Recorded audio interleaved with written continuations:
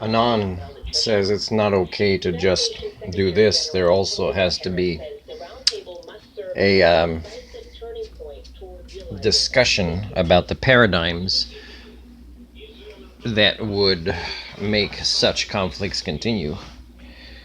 And that's good. That's good for, 100 years ago. But what she didn't include is there must be accountability. Of course, she'd have to say it with a straight face, and she's Canadian. Remember our three cultural patterns: hypocrisy, impunity, facilitation, laissez-faire. So first of all, she's got to say, to try to overcome these pathologies of culture, she'd have to say, we regret taking this long, right? It's wrong for us to take this long to state these things, whether we're in negotiations economically with the USA or others or not.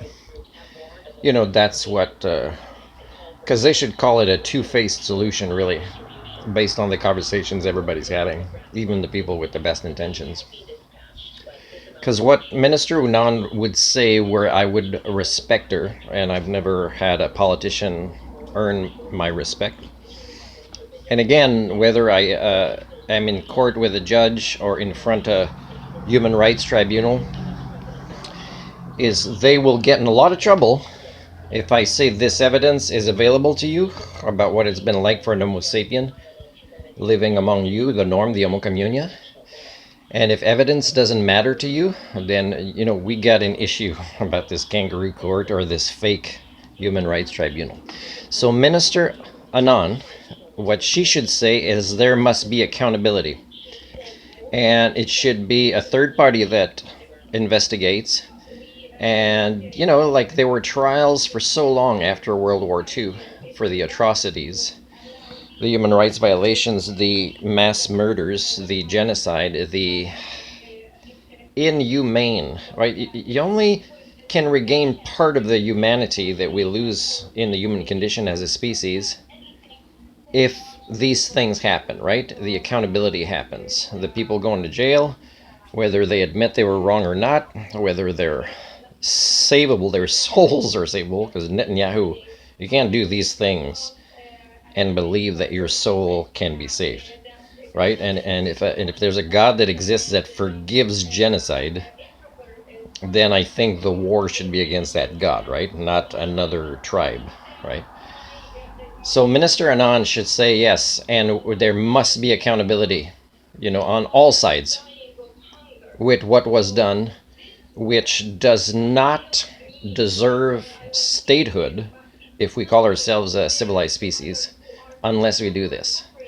So I don't know, like this is another example of devolution. And this is part 2, by the way, of something that I ran out of storage when I was filming it about, what would have Canada earn some respect. Because there's no institutions or governments, whatever at whatever level in Canada that I haven't interacted with, that I don't have evidence has earned my mistrust, not my trust. And that matters. It's evidence. Evidence matters. Accountability matters. So if Canada wants to kind of not just be fake and ride the wave of the confused image around the world that people have of what Canada's like when it really isn't. I mean, if you really want to know, like, let's say where a country stands or if you can count on them and what their values are, you can often see what they vote on the international stage, like at the UN, right? And if they vote with their allies and the allies are the bad guys, then, or they're the ones they're trying to be in the same club with at that time. And again, it relates not to improving the human condition, but it relates to improving the economic status of their elites, right? It has nothing to do with that. Because in no way is a country like Canada, with everything we have here, the resources, how many universities we have and labs and research institutions and researchers, and variety of landscapes and ecological systems, no way really should we be in any codependent economic trade with any nation. It's codependency, and this kind of codependency has to be discussed. Because if it's not discussed, the speeches of Minister Anand about, doing what's right or fixing things, it's again, please, I'm an Homo sapien. Don't pull that card on me with a straight face.